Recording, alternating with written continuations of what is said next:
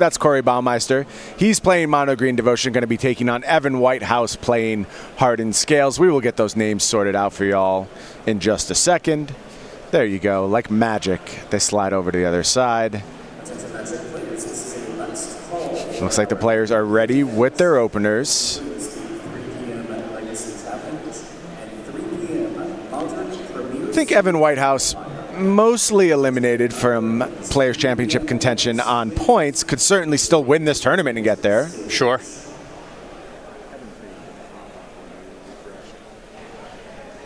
Man, Once Upon a Time is such a ridiculous Pretty card. good magic Every card. time we see it, Brian, I'm just like... Pretty good. I think it's going to be... Yeah, there's so many good cards, especially in like Modern, Yep. where it's hard to adapt and incorporate these cards. But I wouldn't be surprised if in 6 months or a year from now, we just see way more Once Upon a Time in Modern. Yeah, I mean, you just have your Llanowar Elf so reliably. It's crazy. I say that, though. Corey Baumeister does not have a turn 1 elf, does have 4 Once Upon a Time, as well as the 8 elves in his deck. Instead, going to go with Burning Tree Emissary into Walking Ballista for 1. Kills a Llanowar Elf. But now, Evan Whitehouse getting back the turn with plenty of mana and a Winding Constrictor on the battlefield. Scary spot for Corey Baumeister. Yeah, Evan's just so far ahead. He got the play. He had the mana creatures. He's got one of his enablers in the Constrictor.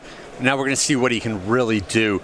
And one of the issues with how this game has played out so far is that Walking Ballista is one of the few payoffs for Corey. We talked just before the game started about how we felt like Mono Green sometimes has trouble finding those big payoffs, and he's already burned through one of them for very little effect.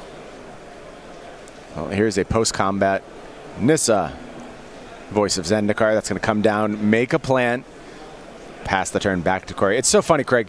You said as we head into turn 3, you declared Evan Whitehouse so far ahead. I agree with you. He was at that point, but that's how quickly these games can turn. And it's not like Corey didn't do anything. He played 2 spells on turn 2, a 2-drop into Walking Ballista. That's pretty good, but you were right. Evan had just pulled ahead on the play-draw advantage.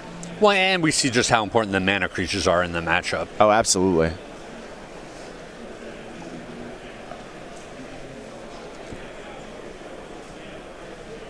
Corey going to go ahead and make an attack with the Burning Tree Emissary.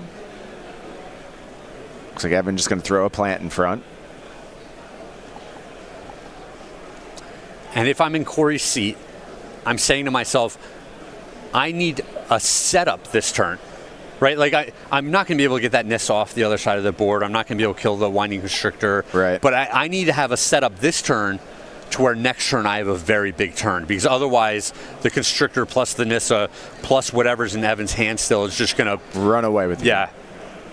Yeah, so Corey's going to tap 3 mana here. Voracious Hydra for 1. Okay. It's okay. Not great, but okay. I don't hate it. At least restricting Evan's mana a little bit, hopefully keeping him off a huge payoff like Vivian. Looks like the job was done. Uh-oh. Here's Walking Ballista, though, and with a Winding Constrictor on the battlefield, that spells trouble. Oh, immediately 2 counters on it, and can just minus Nissa here for a couple more. Yeah, these things are going to get huge. Yeah. This game turned very quickly. A 4/4 Walking Ballista is so problematic for Corey to deal with. Yeah, I mean, this is tons of pressure that Evans, I mean, it's funny because as we watch these matches throughout the day, you're like, oh, there's just 2 counters on each of those creatures. And it's like, no, my 2-drop is a 4/5 now. Yeah. Nice Tarmogoyf. Evan thinking about if he wants to take some counters off that Ballista. I don't think he needs to do it right now. Yeah, so I think he's trying to mitigate Corey's devotion to try and make Nykthos less effective and really keep him off any big payout. And you do see he does have a Nykthos in hand. It's an interesting decision.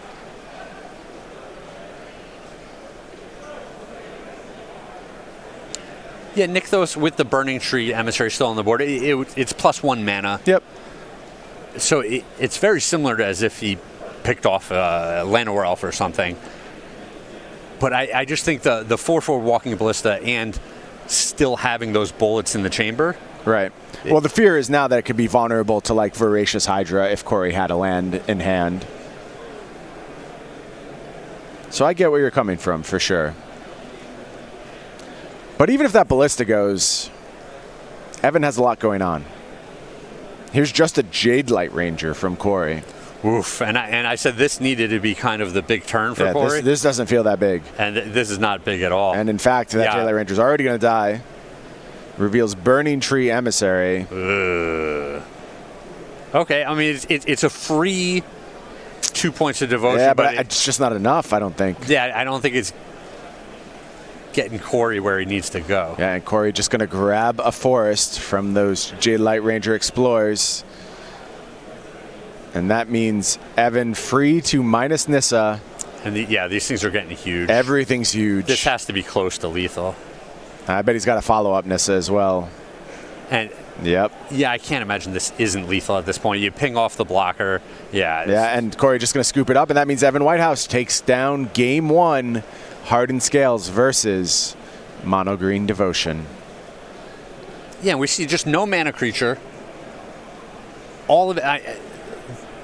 The Walking Ballista that Corey deployed was not great without the explosiveness of all the free mana. Right. The Hydra that he deployed was not great without the explosiveness of a bunch of free mana. And I think it only gets worse for him post-sideboard. Yeah, just no engines online for Corey there, and you saw his deck really not come together. And when we get to sideboarding, like you said, a lot of options for Evan Whitehouse. We'll start over on his side. We don't have the graphics up on screen. You can go ahead and click on Cardboard Live, take a look. But Evan is working with 4 Fatal Push, 3 Thoughtseize, 2 Noxious Grasp, 3 Hangerback Walker, a Golgari Charm, a Questing Beast, Scavenging Ooze. A lot of options here. Yeah, we saw the Hardened Scales mirror before. To me, this is going to be very similar, where we want the Fatal Pushes, we want the Noxious Grasps. We just don't let the opponent get too far ahead, and then we're going to be able to do our own thing. The Golgari Charm is another one which is interesting. Maybe it takes out too many of our own creatures. I would just hate to have too many of these so removal effects and have my opponent start just deploying Planeswalkers, and I've got Fatal Pushes and Golgari Charm in my hand. I hear you. What do you think about Thoughtseize? So we talked about how Corey's deck is a little payoff light. Is it worth trying to attack the payoffs while they're in hand? I think it's difficult to do. The mid-game Thoughtseize does not seem like an exciting draw to me. I would think that there's a lot of tapping out in the early turn, so it's hard to do it at the right time. Sure. So, and it's just another card that's going to kind of dilute what this deck's trying to do. So I don't think I want to side in that many cards. Okay.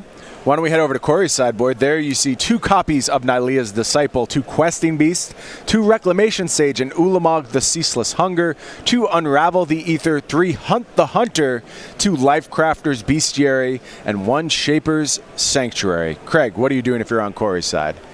Yeah, we start with Hunt the Hunter. It seems like the easiest inclusion here. Just 1 green. Give your creature +2/+2, fight another green creature. It's just a clean, efficient removal spell. You have to be a little bit careful because they could blow you out with a Fatal Push in there or a Noxious Grasp, but Corey knows what he's doing in this matchup. And then it's a question of what, if you want some of these other cards. We talk about how Questing Beast might be good enough on the play. I think it's much worse on the draw, where it can sneak past some little things to deal damage to an opponent and punch their Planeswalker. The question, is this going to be grindy? Do I want something like Lifecrafter's Bestiary to draw some extra cards as the game goes longer? Or is it determined like we saw in game 1 where just one person gets ahead in the first couple of turns and a card like the Bestiary is just going to have 0 impact? So it'll be interesting to see what the players think of this matchup. Yeah, a lot of it is going to be dictated, I think, by how Evan wants to play the matchup. I think he really holds all the cards here. He gets to decide what these post-board games look like. So whatever he does, Corey will have to appropriately react to it. Well, if you're as big a fan of Corey Baumeister as I am, you certainly know by now you can always catch Corey on Versus Live, right where you're watching this very event, twitch.tv/Star City Games, every Tuesday and Thursday. Corey's heading into the arena with Ross Merriam, trying to figure out who gets to take home the marbles. I believe Brad Nelson made a guest appearance this past week. You never know who's going to stop by Versus Live. You want to make sure you catch that every Tuesday and Thursday, 1 p.m. Eastern Time. Love the versus live. Absolutely. Supposed to be working in the middle of the day? Mm-mm. That's why I don't have a job, Craig, just so I can watch versus live. I have that job, and I watch versus live. Get that high-level Magic content in the middle of the day. Nice. Love it. Devoted to your job, Craig. I appreciate that. Well, devoted to this job anyway, making sure you're always prepared when you come by.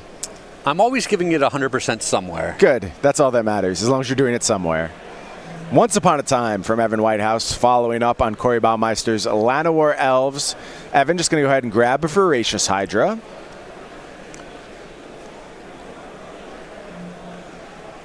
And what does he have on turn 1? Elvish Mystic passes the turn back to Corey. See a Reclamation Sage in Corey's hand. I hear there are some upcoming technical difficulties. Hang with us, folks. Things will get weird for a second. It'll be fine. We'll come back. We'll be here talking Magic. Looks like our clock is frozen. I think probably life totals won't update for a little bit. We'll get it all sorted out. Don't stress. It's funny because this is the start that we want to see out of Corey, but until he starts hitting some payoffs with like Nykthos and a big fatty, these creatures just look so fair, right? Like, oh, they do. You're just like, all right, you got a 2/2, you got a 2/1.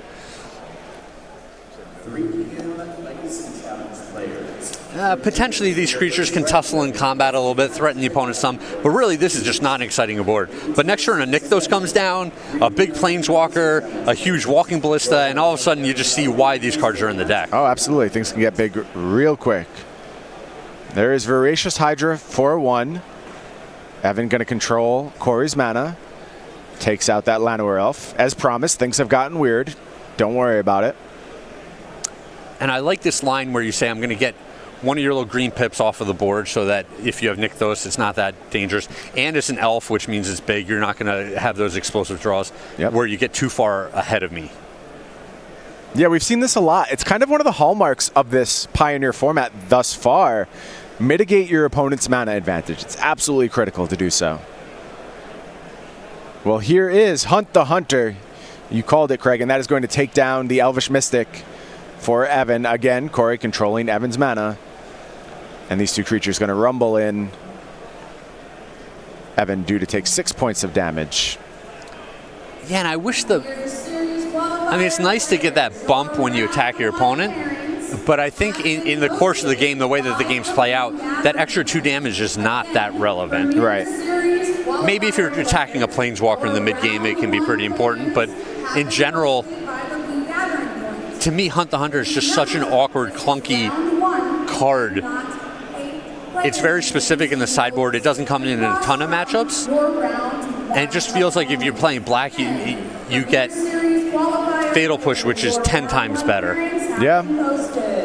I got to say, in the heads up thus far, just from what I've seen, I like the Hardened Scale setup. Much better than the Mono Green Devotion setup. Ooh, this is a big draw. Here's Nykthos. That's going to produce 4 mana. 5 all day. Nissa, our first Nissa who shakes the world, coming down. You thought you were sick of Nissa in Standard. Wait till it's in Pioneer, too. Going to go ahead and make a 3/3 forest. Yeah, and Corey's draw wasn't that explosive. It wasn't that powerful. To me, it was important that he drew that Nykthos there, and he got this Nissa onto the board ahead of schedule. Yeah, well, he's got a lot of mana now, so if he finds a payoff, things are going to get big real fast. And look at that, everything's back to normal, except we have become Cedric Phillips and Patrick Sullivan. No, we're back to us. Don't worry about it. Oh, man, I enjoyed it for a second there. I know. It was nice. I felt much more highly paid for some reason, Craig. I don't know why. I just had this sense that I had more money coming my way. I just felt more popular. Okay. Probably that, too.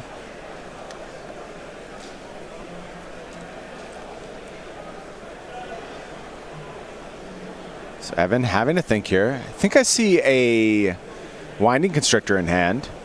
Another card I'm just glad to see again.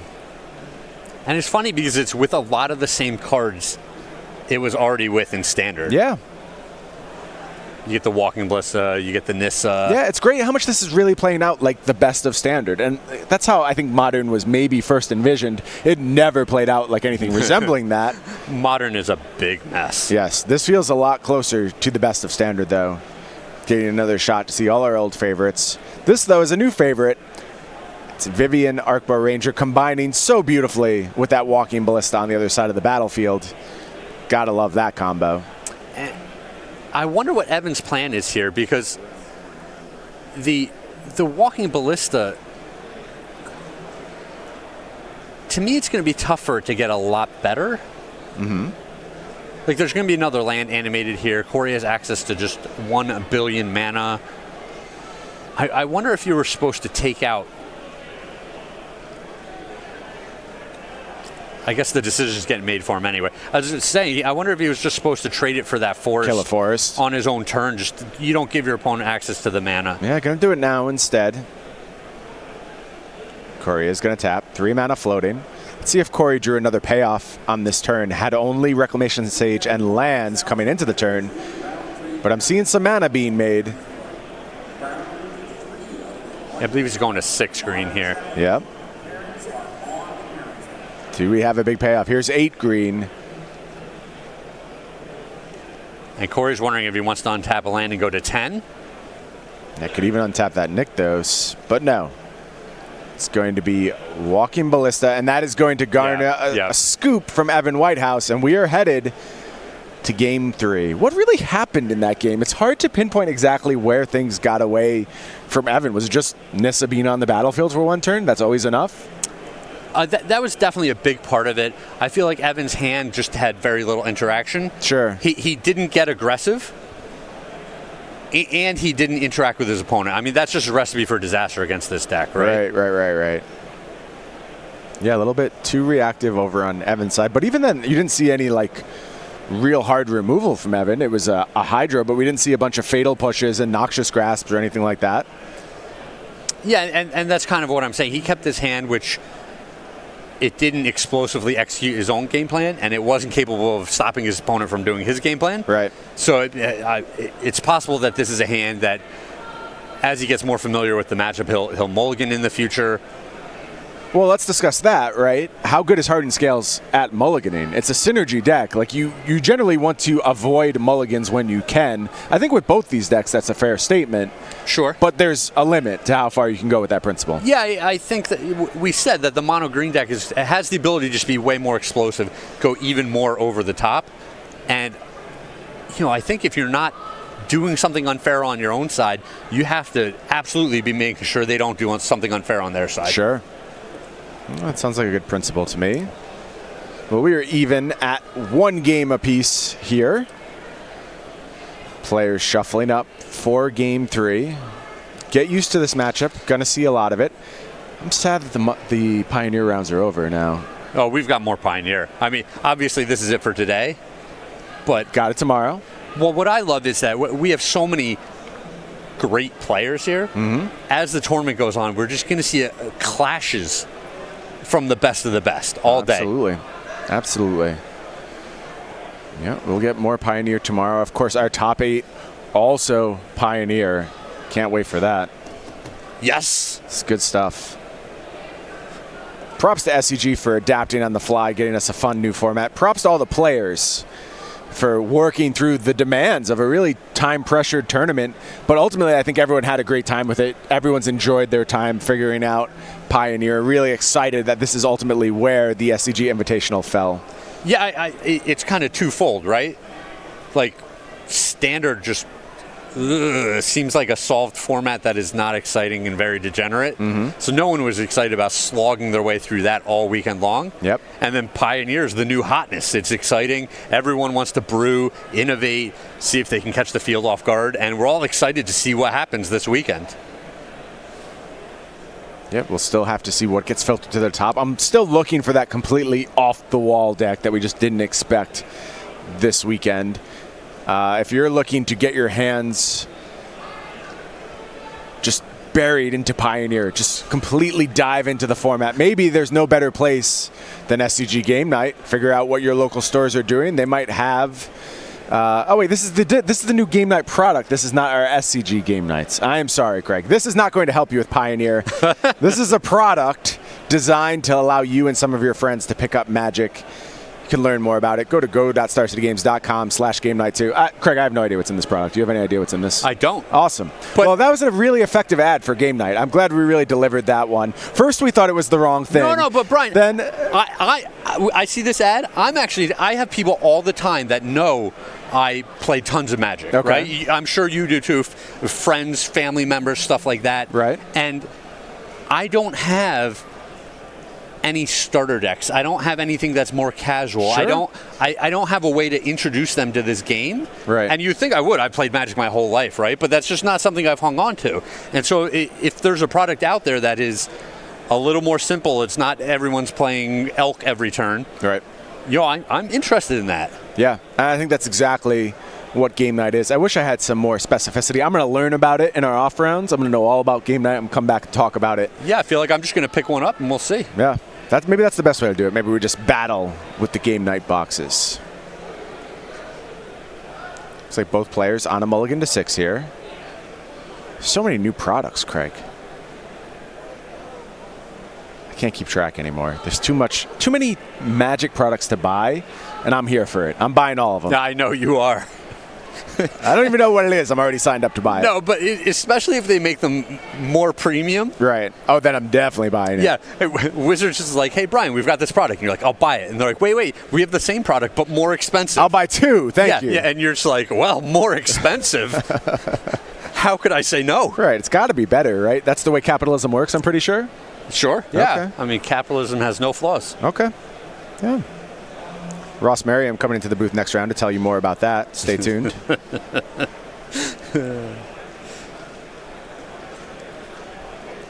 So looks like players have put their cards on the bottom. Evan Whitehouse going to lead with a swamp. Gross. I mean, I would think he's set up for turn 1 Fatal Push. That's not ideal, though. You want your turn 1 elf if you can. Corey Baumeister now has a higher chance of finding that. Once upon a time is the play. And I do see elves already in hand for Corey. Yeah, I think he needs a land out of this, but I'm not 100%. He's going to take a Walking Ballista. Okay. That card is so good in this matchup. Oh, yeah. And you assume he's running out this elf just to get it pushed. Let's see. There it is. Everyone knew that was coming. Evan going to untap. Takes his draw. I think he drew once upon a time. Oh, what a tease, right? Nothing feels worse. There's Winding Constrictor from Evan. Draw heads back to Corey. Yeah, Corey has plenty of lands going on right Castle Garenbrig in hand. All right, it's time for some more Hunt the Hunter. That's going to allow Elvish Mystic to defeat Winding Constrictor in hand-to-hand combat. Evan Whitehouse without much going on. There you see a Noxious Grasp in hand. And I think Evan's thinking, do I have to kill this Elvish Mystic? Well, he's got this tough spot. I think he's without a land right now. So he's saying, I'd like to cast my Once Upon a Time, find that land, not miss a land drop this turn. But I also... He's going to grasp instead. I don't want you to get too far ahead while I'm doing that. He does have a land. Okay, that makes sense. Okay, that does make sense. And now Evan has reclaimed the mana advantage. Corey says, not so fast. Plays a Llanowar Elf.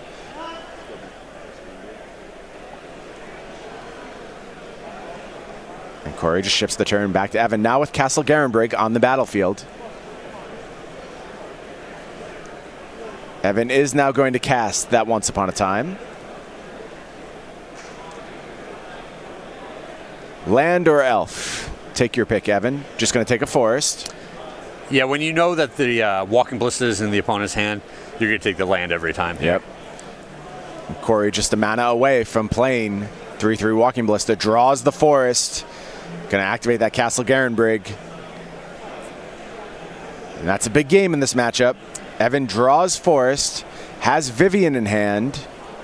Oh, what a tease, right? Like, you have your Planeswalker payoff, but this is the situation where it's naked. It's all by itself on the board, and you just can't deploy it. Yep. Corey with 2 cards in hand. I think we're looking at Hydra, possibly Hunt the Hunted. I'm not 100% sure on that one. But Walking Ballista just going to go ahead and attack. 6 mana again. It's time for Hydra, and I'm assuming that's getting big. Yep, it's going to be an 8/9 here. Love it. This castle has just been great in this deck. Huge payoff. Here's a Walking Ballista from Evan. Oh, what a tease. That feels like too little, too late. Does have Vivian for backup, and he's just going to extend the hand. That's going to do it. Corey Baumeister takes down Evan Whitehouse 2-1. Mono Green Devotion versus Hardened Scales. That's a weird matchup, Craig. It's really weird. It feels like one player does their thing, and that's insurmountable for the other side. Yeah, it kind of snowballs, right? Because once one player starts doing their thing, right, the big Voracious Hydra or the Walking Ballista, it takes out all the mana creatures